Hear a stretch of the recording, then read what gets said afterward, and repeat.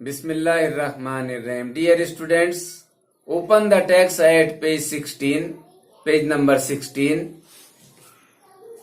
Dear students, ये video इम्तिहानी नुक्ते नजर से बहुत अहम वीडियो है, लिहाजा बगौर समात फरमाइए।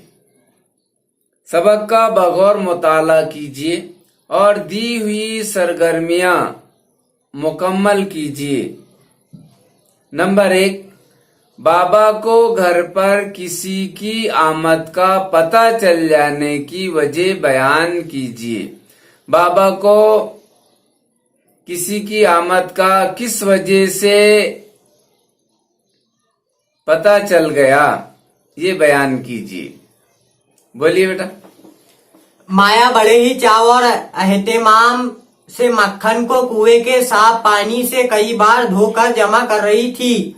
माया के इस अमल से बाबा ने अंदाजा लगा लिया कि माया के किसी अजीज की आमद है, क्योंकि ऐसे ही मौके पर इस तरह से मक्खन जमा किया जाता है।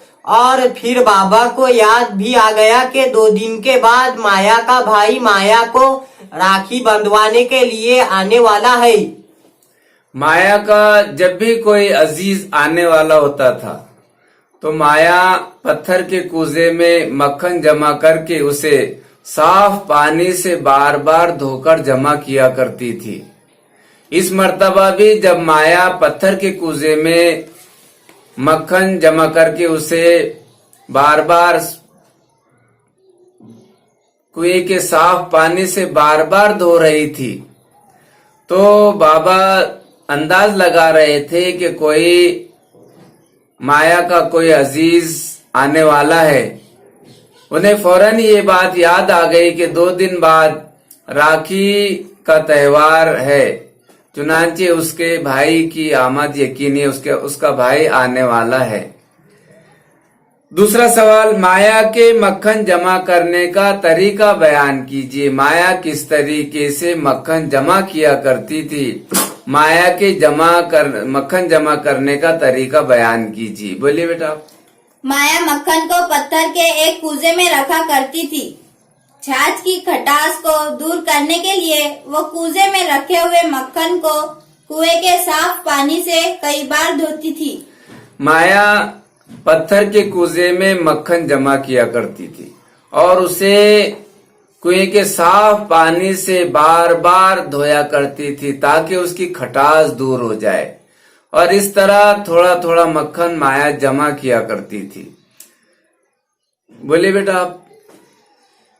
माया ने पत्थर के कूजे में मक्खन रखा और उसकी खटास को दूर करने के लिए मक्खन को कुएं के साफ पानी से कई बार धोया। इस तरह थोड़े थोड़े मक्खन को धो धो कर उसने अच्छा खासा मक्खन जमा कर लिया। Very good. उसके बाद देखिए नंबर 3, सबक में मजकूर रिश्तों और रिश्तेदारों के नाम बताइए। बोलिए बेटा। माया एक बेवा खातून। इसमें माया एक बेवा खातून थी। बोलिए। बाबा माया के ससुर। बाबा माया के ससुर यानी खुसर। भोला माया का बेटा। भोला माया का बेटा। नन्ही माया का मामू माया का भाई। नन्ही माया की बेटी। नन्ही माया की बेटी। और माँ माया, बेटा भोला, बेटी नन्ही, दादा खुसर, मामू भाई, भोला का मामू जो माया का भाई है। उसके बाद नेक्स्ट क्वेश्चन, उसके बाद का सवाल देखिए, बगौर समात फरमाइए। राखी बंधन।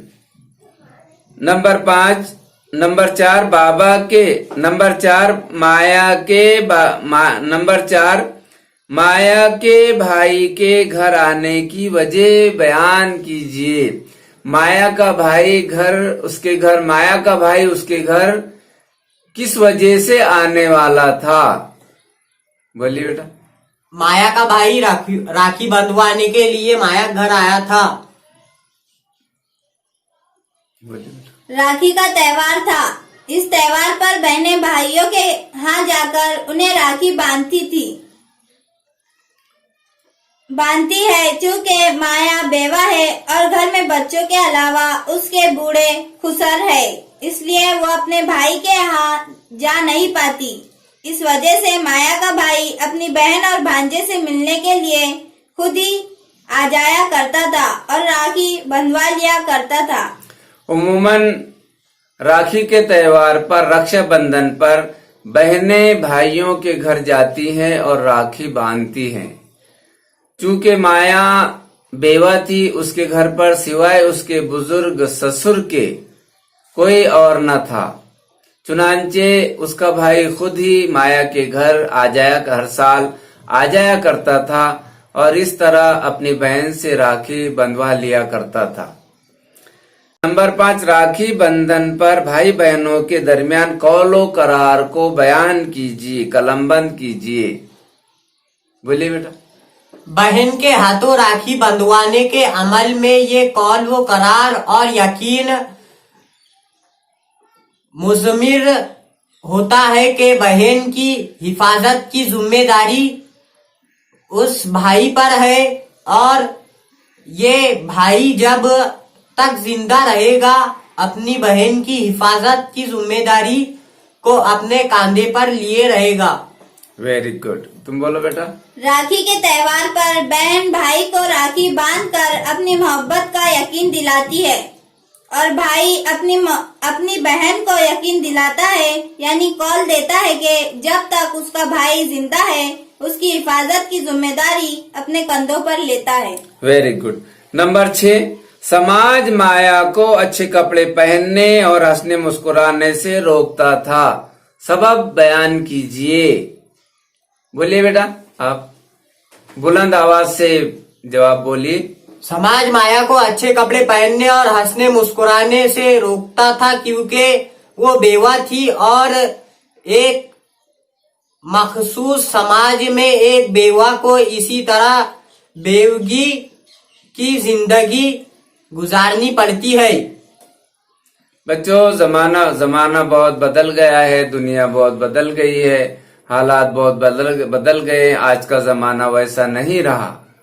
आज बहुत सारे मामलात में ये रस्म रिवाज पुराने और पुरानी सोच जो है तो धीरे धीरे ये खत्म हो रही है।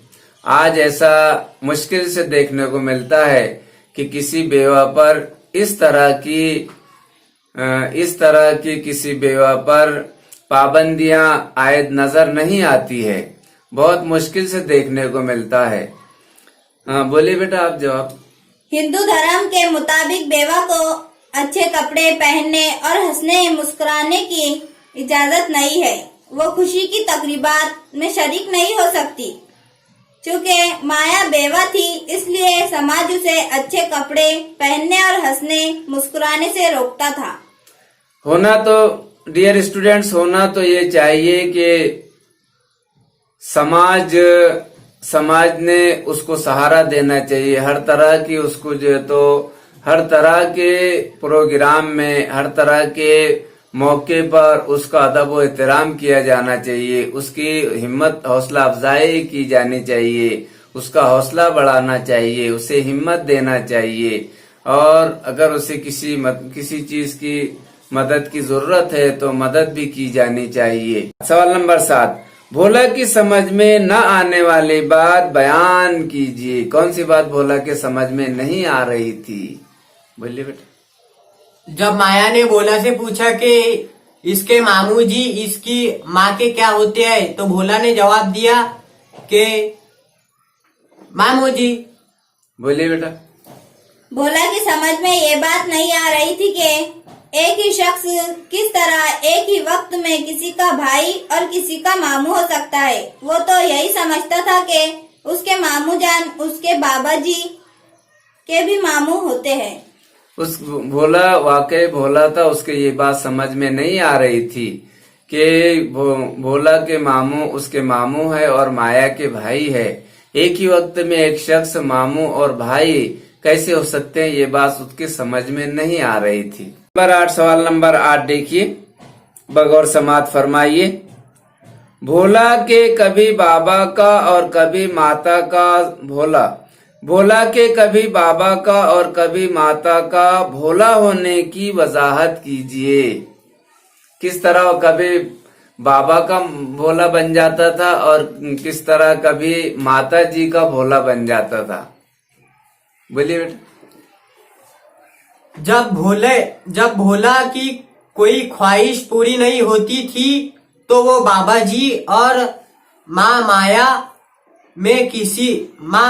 में से किसी एक से अपनी निस्बत और लगाव को जाहिर कर देता है, और जब वो ख्वाहिश या कोई और रुकबत का हरबा काम कर जाता तो उसकी नाराजगी दूर हो जाती। मसलन बाबा ने कहानी नहीं सुनाई तो उसने यानी भोला ने अपनी नाराजगी का इजहार ये कहकर किया कि मैं तुम्हारा भोला नहीं बाबा, मैं माता जी का भोला हूँ। जबकि बाबा ये सुनने की आदी थे कि भोला बाबा जी का है और माता जी का नहीं। लिहाजा दूसरे दिन सुबह ही बाबा ने भोला को मिठाई के लालच से मनाया और चंद ही लम्हात में वो बाबा जी का भोला बन गया। छोटी छोटी बातों पर भोला नाराज हो जाया करता था। छोटी सी ख्वाहिश अगर उसकी पूरी नहीं हुई तो भोला उस पर नाराज हो जाता था। जब बाबा ने रात में कहानी नहीं सुनाई तो भोला ने कहा कि मैं बाबा जी का नहीं बल्कि माता जी का भोला हूँ। लेकिन सुबह होते ही बाबा जी ने जब उसे मिठाई का लालच दिया तो वो फौरन बाबा जी का भोला बन गया। यानी जल्दी से वो रूठ भी जाता था और मनवा भी लिया जाता था। वाकई भोला ही था। बोले बेटा आप जवाब। भोला जब बाबा जी से नाराज होता तो कहता कि मैं तुम्हारा भोला नहीं बाबा, मैं माता जी का भोला हूँ। जब बाबा जी उसे कोई लालच देते या उसकी नाराजगी के सबब को दूर कर देते तो वो झट से बाबा जी का भोला बन जाता। मिसाल के तौर पर रात में बाबा जी ने भोला को कहानी नहीं सुनाई तो उसने रूठते हुए कहा, मैं तुम्हारा भोला नहीं बाबा। जब सुबह को बाबा जी ने उसे मिठाई की लालच दी तो फौरन बाबा जी का भोला बन गया। सवाल नंबर 9, बाबा का भोला को रात और दिन में कहानी न सुनाने का सबब बयान कीजिए। बोलिए बेटा आप बुलंद आवाज से। बेटे की मौत के सबब ज्यादातर काम बाबा को ही करने पड़ते थे। एक दिन दोपहर में उन्हें घर से 6 मील दूर खेतों में हल पहुंचाने थे और इन्होंने ये काम अपने कांधों पर उठाकर और पैदल चलकर अंजाम दिया और फिर 6 मील चलकर वापस घर भी आए, जिसकी वजह से वो बूढ़े आदमी बहुत ज्यादा थक गए थे और उन पर नींद भी सवार हो गई थी। इसीलिए इस रात वो भोला के बहुत इसरार पर भी इसे कहानी नहीं सुना सके और दूसरे दिन दोपहर को कहानी सुनाने का वादा कर लिया। लेकिन दोपहर को पटवारी आ पहुंचा और कहा कि बाबा की खानका के कुएं से मंसूब जमीन को नापने के लिए बस इसी दिन की फुर्सत है, बाद में नहीं होगी। अब फिर भोला की नाराजगी का मरहला आ पहुंचा। बाबा ने इसे ये कहकर टालने की कोशिश की कि दिन को कहानी सुनाने से मुसाफिर रास्ता भूल जाते हैं, लेकिन भोला किसी सूरत भी नहीं माना।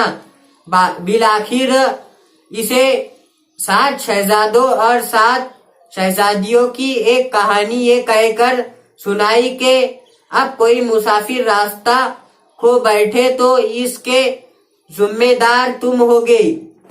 बाबा काम की ज्यादती की वजह से रात में काफी थक चुके थे, लिहाजा वो भोला को कहानी सुना नहीं सके।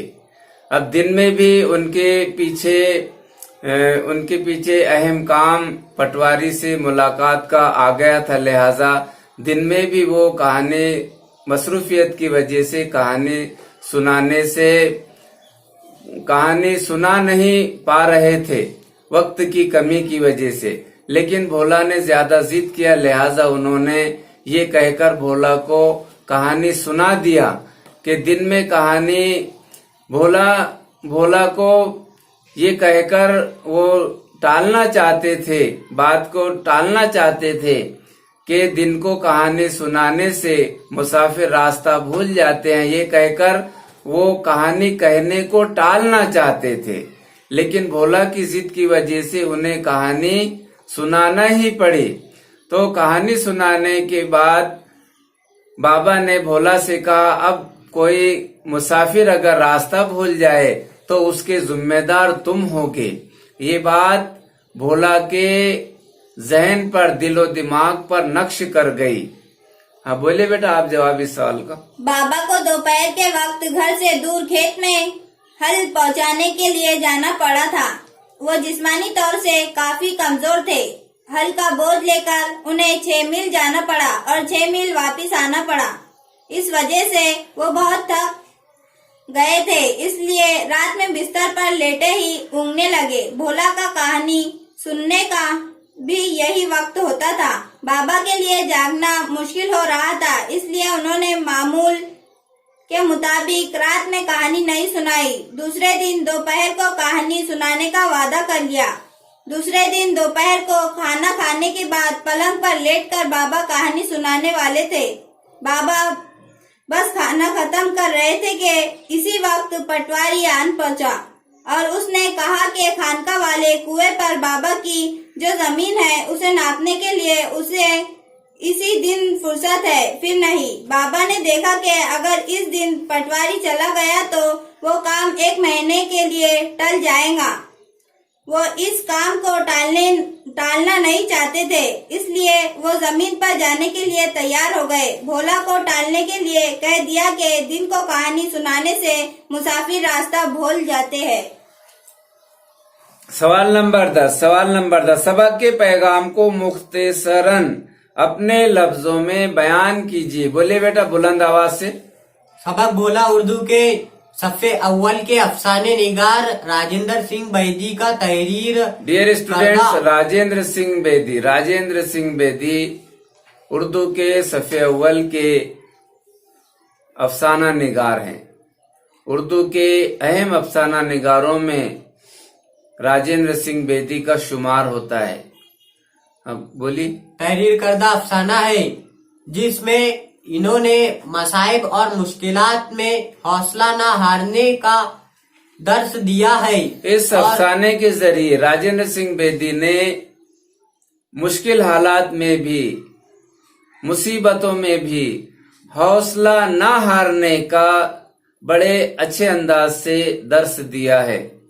पढ़िए बेटा, बोलिए, बुलंद आवाज से बोलिए। और इसी के साथ इस बात की तलकीन भी की है कि वहम पर मुबनी और मबहम बातों पर यकीन नहीं करना चाहिए। इस बात पर भी राजेंद्र सिंह बेदी ने जोर दिया है कि मुबहम बातों पर और वहम पर बिल्कुल भी भरोसा नहीं किया जाना चाहिए, यकीन नहीं किया जाना चाहिए। और ऐसी बातों का तो जिक्र भी नहीं किया जाना चाहिए। जिन लोगों को ये बातें मालूम नहीं है, जिन बच्चों को इन बातों का इल्म नहीं है, तो उन्हें उनके सामने इन बातों का जिक्र भी नहीं किया जाना चाहिए। बोलिए आगे। क्योंकि बचपन के मरहले में बच्चों की जहनियत तामीर वो तरतीब के दौर से गुजरती है। वो हर बात को सही और दुरुस्त समझते हैं, यहाँ तक के इन्हें लफ्ज गलत का अदराक और शऊर नहीं होता। बाबा ने कहानी सुनाने को टालने के लिए कह दिया कि दिन को कहानी सुनाने से मुसाफिर रास्ता भूल जाते हैं और भोला ने इसे बिल्कुल ही सच समझ लिया। बाबा ने दिन को कहानी सुनाने से मुसाफिर रास्ता भूल जाते हैं, महज कहानी सुनाने को टालने के लिए कहा था, लेकिन भोला सच समझ बैठा था। इसके बाद बोलिए बेटा आप। अच्छा, इसके बाद देखिए, सबक के हवाले से ज़ैल का शब्द की खाका मुकम्मल कीजिए। ये मामू की आमद पर भोला की तवक्कुआत, भोला किन चीजों का इंतजार कर रहा था मामू की आमद पर, तो बोलिए बोलिए। मामू जी अगन बोर्ड लाएंगे, और लाजवाब वो बे तंजीर मिठाई लाएंगे, ढेर सारे मकई के भुट्टे लाएंगे। सबसे पहले भोला मामू जी को देखेगा और फिर दूसरों को खबर करेगा। ये बात बच्चों हो बड़े बचपन में बहुत अच्छी लगती है। अपने यहाँ पर कोई किसी की आमद का जब हम इंतजार करते हैं तो बच्चे बार बार दरवाजे पर जाते हैं और सोचते हैं कि सबसे पहले किसी की आमद की खबर हम दें। बच्चों को ये बात बहुत अच्छी लगती है। भैया आए घर पे दौड़ते हुए, वो ये बात मालूम करना, ये मेहमान आए, वो मेहमान आए, भैया आए, बाजी आए, ये खबर देना बच्चों को बहुत अच्छा महसूस होता है। चलिए बोलिए बेटा। अगनबोट, मिठाई, मकई के भुट्टे। उसके बाद देखिए, आप अपने मामू या किसी रिश्तेदार की आमद से जो तवक्कुआत लगाते हैं उनका वेब खाके की मदद से इजहार कीजिए। जैसा वेब खाका हमने यहाँ पर भोला की तवक्कुआत का देखिए, ऐसा आप क्या तवक्कुआत रखते हैं आपके मामू से? बोलिए बेटा। मामू जी मिठाई लाएंगे, मामू जी पेन लाएंगे, मामू जी मिठाई लाएंगे और कपड़े लाएंगे, मामू जी ड्रेस लाएंगे। अच्छी बात है। आप बेटा? मामू जी किताबें लाएंगे। अच्छा, किताबें, हो सकता है आपकी कोई किताब अच्छी आपने अपने मामू जान को फोन से इतला दी है, फोन के जरिए, कि मामू जी यहाँ पर जो है तो ये किताब स्टोर्स पर। खैर, हर बच्चे की तवक्कुआत मुख्तलिफ हो सकती है। उसके बाद देखिए बच्चों, भोला वाकई भोला था। मुख्तसरन अपनी इस्तेसानी राय दीजिए। बोलिए बेटा। भोला वाकई भोला था। उसे अपने बाबा की बातों पर पूरा यकीन था। उसने जब दिन के वक्त कहानी सुनने की जिद की तो बाबा अपनी मसरूफियत की वजह से टाल गए थे। इत्तेफाकन उन्हें थोड़ा वक्त मिल गया तो वो कहानी सुनाने पर आमादा हो गए। लेकिन कहानी सुनाने से पहले बाबा ने कह दिया कि दिन में कहानी सुनाने से मुसाफिर रास्ता भूल जाते हैं। इस दिन भोला के मामू आने वाले थे। आमतौर पर वो शाम होने से पहले आ जाया करते थे, लेकिन उस दिन रात हो जाने पर भी मामू नहीं आए। तो उसने समझा कि दिन में कहानी सुनने की वजह से उसके मामू रास्ता भूल गए होंगे। बाबा ने यह भी कहा था कि अगर कोई मुसाफिर रास्ता भूल गया तो भोला जिम्मेदार होगा। इसलिए वो मामू को रास्ता दिखाने के लिए आधी रात के वक्त बत्ती लेकर घर से निकल पड़ा। इस वाकये से पता चलता है कि भोला वाकई सीधा साधा और बहुत ही भोला था। वो बाबा के टालने के बहाने को समझ नहीं सका। बच्चे वाकई बड़ों पर बहुत भरोसा करते हैं। उम्मन जिस वक्त उसके मामू हर साल आ जाया करते थे, जब काफी देर हो चुकी, रात हो चुकी और भोला के मामू घर पर नहीं पहुंचे, घर पर नहीं आए, तो भोला इस बात को समझ गया कि बाबा जी ने कहा था कि दिन को कहानी सुनाने से मुसाफिर रास्ता भूल जाते हैं, और अब कोई मुसाफिर अगर रास्ता भूल जाए तो उसके जिम्मेदार तुम होगे। चुनांचे ये बात भोला के दिलो दिमाग पर नक्श कर गई, और जब उसके देर रात तक रात हो गई थी और उसके मामू नहीं पहुंचे थे, घर पर नहीं आए थे। चुनांचे भोला आधी रात को बत्ती लेकर अपने मामू की तलाश में निकल पड़ता है। वाकई ये उसके भोलेपन की वाज़ेह मिसाल है। उसके बाद अपने स्कूल से अपने इलाके के पुलिस स्टेशन का फासला बताइए। आपके अपने स्कूल से अपने इलाके के पुलिस स्टेशन का फासला बताइए। कितना फासला है? 1 किलोमीटर, आधा किलोमीटर। अपने स्कूल से अपने इलाके के पुलिस स्टेशन का फासला लिख बताइए। स्कूल से पुलिस स्टेशन कितना बोल रहे हैं? आधा किलो, 1 किलोमीटर।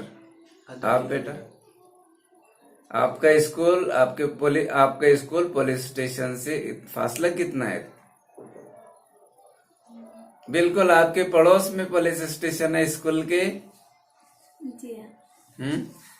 अपने स्कूल से अपने इलाके के पुलिस स्टेशन का फासला, तो आपके पड़ोस में यह पुलिस स्टेशन है। और अपने जैतून कॉलोनी राजा नगर से 1 किलोमीटर है जहां पर आप रहते हैं। शमशेरपुरे से आधा किलोमीटर के फासले पर पुलिस स्टेशन है जहां पर आप रहते हैं। ठीक है, इसके बाद में दूसरा सवाल, नेक्स्ट क्वेश्चन। सबक से कम 8 मुहावरे तलाश करके लिखिए और उन्हें अपने जुमलों में इस्तेमाल कीजिए। बोलिए बेटा, बुलंद आवाज से आप बोलिए बेटा। नंबर 1, कमर तोड़ना। कमर तोड़ना। बोलिए। नंबर 2, दिया सलाई। नहीं, इसको जुमलों में इस्तेमाल कीजिए। जवान बेटे की मौत पर बूढ़े बाप की कमर तोड़ देती है। जवान बेटे की मौत बूढ़े बाप की कमर तोड़ देती है। नंबर 2, दिया सलाई दिखाना। दिया सलाई दिखाना। शाम होते ही गांव में औरतें घरों में दियों की दिया सलाई दिखाती है। पुराने जमाने में शाम होते ही हर घर में चिराग को दिया सलाई दिखाई जाती थी। और उसके बाद बोलिए बेटा। सर पीटना। बेटे के चोरी के इल्जाम में पकड़े जाने की खबर सुनकर बाप ने सर पीट लिया। वेरी गुड, आप बोलिए बेटा। सुहाग लूटना। सुहाग लूटना। हाँ। शोहर का इंतकाल हो जाना। हमारे मोहल्ले में एक खातून ने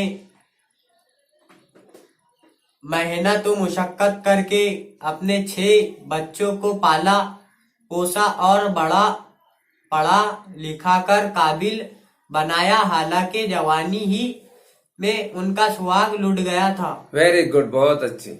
बोलिए बेटा। कलेजा शक होना। कलेजा शक होना। सरहद पर फौजी बेटे की शहादत की खबर सुनकर माँ का कलेजा शक हो गया। वेरी गुड, चलिए बेटा बोलिए आगे। तस्दीक करना। सच्चाई तस्दीक करना यानी सच्चाई तस्लीम करना, साबित करना। सलीम पर लगे चोरी के इल्जाम की उसके दोस्तों ने तस्दीक की। बोलिए बेटा। तलकीन करना, समझाना, जताना। मेरे दादा घर के तमाम बच्चों और बड़ों को नमाज पढ़ने की तलकीन करते रहते हैं। बोलिए बेटा। पाँव तले जमीन खिसकना। सेठ ताराचंद ने अपनी कंपनी के शेयर के भाव के गिरने की खबर सुनी तो उसके पाँव तले की जमीन खिसक गई। बोलिए आप। दिया सलाई दिखाना, आग जलाना, मुराद चिराग रोशन करना। शाम होते ही मैंने बत्ती को दिया सिलाई दिखाई। उड़े फिरना। खालिद क्लास में टॉप करने की खबर सुनकर उल्टा फिर रहा है। बोलिए। और कलेजा शक होना, सदमा पहुंचना, बहुत दुख होना। जवान बेटे की मौत पर माँ बाप का कलेजा शक हो गया। बोलिए बेटा। आंखें पितरा जाना। मोटर के हादसे में अपने खानदान के 4 अफराद की लाशें देखकर उसकी आंखें पितरा गई। इसरार करना, जिद करना। मेरे बार बार इसरार करने पर वालिद साहब ने आखिरकार साइकिल दिला दी। जब आपने जिद किए होंगे, बार बार इसरार किए होंगे, अच्छी साइकिल दिलाने का इसरार बार बार किए होंगे, तो वालिद साहब को साइकिल दिलानी पड़ी, है ना। उसके बाद देखिए बेटा, जुमलों की दर्ज झैल अकसाम सबक से तलाश करके लिखिए। बयानिया। अब बयानिया जुमला आप किस तरह बयाने जुमले की शनाख्त करेंगे? तो जिस जुमले में किसी शख्स, जगह या चीज से मुतालिक बयान हो, वो बयानिया जुमला कहलाता है। इस्तिफामिया जुमला किस तरह पहचानेंगे? किसी शख्स, जगह या चीज से मुतालिक कोई सवाल पूछा जाए, वो इस्तिफामिया जुमला कहलाता है। फिजाइया, जिस जुमले में ताज्जुब, हैरत वगैरह का इजहार हो, वो फिजाइया जुमला यानी ताज्जुबिया जुमला कहलाता है। तो बयानिया जुमले की मिसाल बोलिए आप बेटा। मैंने माया को पत्थर के एक कूजे में मक्खन रखते देखा। बोलिए बेटा आप। मैंने माया को पत्थर के बर्तन में मक्खन रखते देखा। इस्तिफामिया जुमले की मिसाल दो। बोले, तेरे मामू जी तेरी माता जी के क्या होते हैं? Very good. आप बोलिए बेटा फिजाइया जुमले की मिसाल। रास्ता भूल जाते हैं। अगर कोई मुसाफिर रास्ता भूल गया तो तुम जिम्मेदार होगे। तुम बोलिए बेटा। फिजाइया जुमला, जिस जुमले में हैरत, ताज्जुब हो, वो फिजाइया जुमला कहलाता है। उसके बाद देखिए, सबक से मुफर्रद, मुरक्कब और मखलूत जुमलों की 2-2 मिसालें लिखिए। सबसे पहले तो मुफरद जुमला किसे कहते हैं? बोलिए मुझे मुफरद जुमला। माया खिलखिलाकर हंसने लगी। नहीं, इसकी तारीफ बोलिए, किस तरह पहचानेंगे आप? जिस जुमले में एक ही फेल हो उसे मुफर्रद जुमला कहते हैं। आप बोलिए बेटा। ठीक है, जिस जुमले में एक ही फेल हो उसे मुफरद जुमला कहते हैं। आप बोलिए मुफरद जुमला किस तरह पहचानेंगे? जिस जुमले में मुब्तदा हो और खबर हो उसे मुफरद जुमला कहते हैं। जिस जुमले में एक ही फेल हो उसे मुफरद जुमला कहते हैं। और मुरक्कब जुमला, जिस जुमले में 2 फेल हो, 2 मुब्तदा हो, उसे मुरक्कब जुमला कहते हैं। जिस जुमले में ऐसे 2 जुमले हो जो आजादाना तौर पर इस्तेमाल किए जा सकते हों, एक दूसरे पर मुनहसिर ना हो, वो मुरक्कब जुमला कहलाता है। और मखलूत जुमला उस जुमले को कहते हैं जिस जुमले में एक फिक्रा खास हो और दूसरा फिक्रा उसके ताबे हो, उसे मखलूत जुमला कहते हैं। मिसाल दीजिए आप बेटा मुफरद जुमले की। वो दीवानों की तरह चीखे मार रही थी। ये हो गया मुफरद जुमला। इसमें अब मुरक्कब जुमले की मिसाल दो। माया बेवा थी और समाज उसे अच्छे कपड़े पहनने और खुशी की बात में हिस्सा लेने से भी रोकता था। मखलूत जुमला, आज मैंने मेले के एक बाजीगर को अपने घर के अंदर घूरते हुए देखा था, मगर मैंने परवाह नहीं की थी। अगर मगर का इस्तेमाल डियर स्टूडेंट्स, अगर मगर का इस्तेमाल मखलूत जुमले में होता है। मुफरद जुमले की मिसाल दो आप। माया खिलखिलाकर हंसने लगी। मुरक्कब जुमला, मैंने अपने पोते को प्यार से गोद में उठा लिया और मुस्कुराते हुए कहा, दफतन दरवाजा खुला और हमने भोले के मामू को अंदर आते देखा। मखलूत जुमले की मिसाल। थोड़ी देर के बाद जब मेरी आंख खुली तो मैंने बत्ती को दीवार पर न देखा। घबरा कर हाथ पसारा तो भोला भी बिस्तर पर न था। Very good. सबक से इसमें जमा तलाश करके लिखिए। देखिए बच्चों, डियर स्टूडेंट्स, इसमें जमा अक्सर बच्चे भूल जाते हैं। इसमें जमा की मिसाल दीजिए आप सबक से। समाज, समाज इसमें जमा है, समाज इसमें जमा है। और मेला, मेला इसमें जमा है। और ढेर, ढेर ये क्या है, इसमें जमा है। और मिसालें दीजिए और किताब के अलावा इसमें जमा की। किताबें, किताबें इसमें जमा नहीं है, यानी ग्रोह, हाँ ऐसे ग्रोह या फौज। फौज क्या है, इसमें जमा, जमा है। फौज क्या है, इसमें जमा है। रेवड़, जानवरों का रेवड़ रहता ना, वो क्या है, इसमें जमा, जमा है। यानी बहुत सारी चीज जो एक साथ जमा होती है, जिसे लोग क्या है, इसमें जमा है। ज़हन में रखिए। दर्जे झेल नुकात के तहत बयान की इस्तेसानी सरगर्मी मुकम्मल कीजिए। मैंने दुआएं की, मन्नतें मानी कि भोला मिल जाए, उसके बगैर कुछ ना थे, उसके बगैर कुछ ना थे। नुकात बयान का मतलब आपकी राय। मैंने दुआएं किए, मन्नतें मांगे के भोला मिल जाए, वही हमारे अंधेरे घर का उजाला था। उसी के दम से मैं और माया जीते थे। बुलंद आवाज से पढ़िए। इसी आस से हम उड़े फिरते थे, वही हमारी आंखों की बेनाई, वही बीनाई, आंखों की बीनाई। आंखों की बीनाई, बीनाई यानी ये रोशनी। रोशनी। Very good. वही हमारे जिस्म की तवानाई था, इसके बगैर हम कुछ ना थे।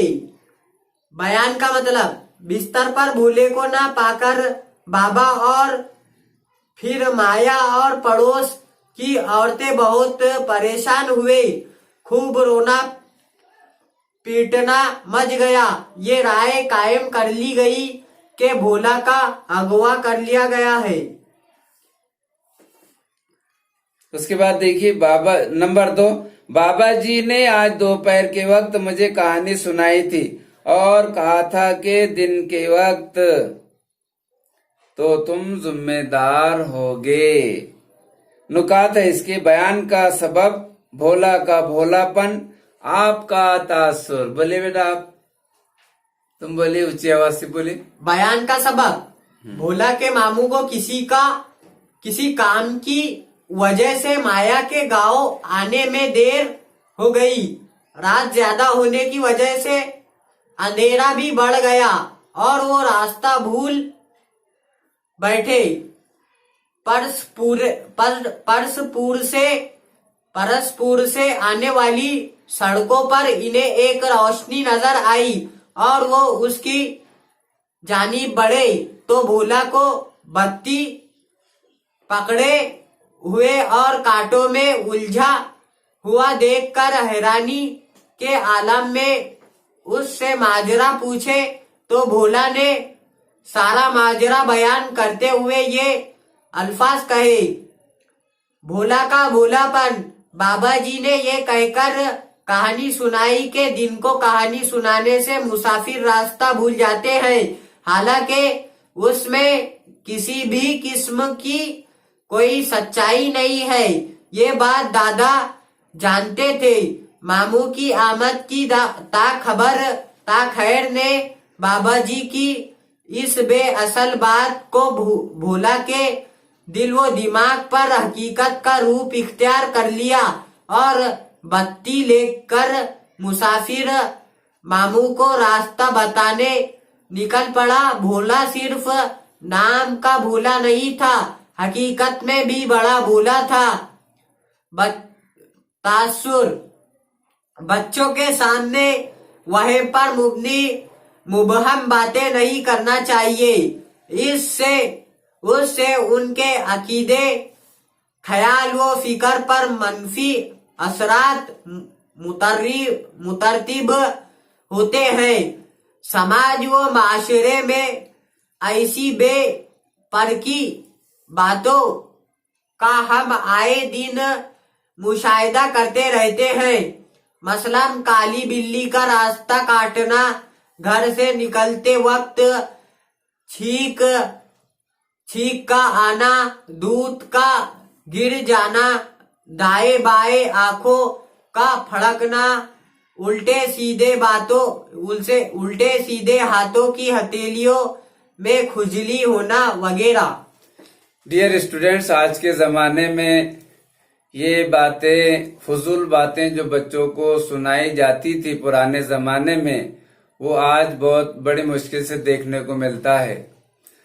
वैसे आप इस दौर के मशीनी ज़माने के, तकनीकी ज़माने के बच्चे हैं। किसी शायर ने क्या खूब फरमाया है कि जुगनों को दिन के वक्त परखने की जिद करे, जुगनों को दिन के वक्त परखने की जिद करे, बच्चे मेरे अहद के बड़े चालाक हो गए। लेकिन फिर भी बच्चों के सामने फजूल बातें, मुबहम बातों का और जिन चीज़ों की कोई हकीकत नहीं है, उनका जिक्र बिल्कुल भी नहीं करना चाहिए। बस आज के लिए इतना ही। गुड बाय, अल्लाह हाफिज।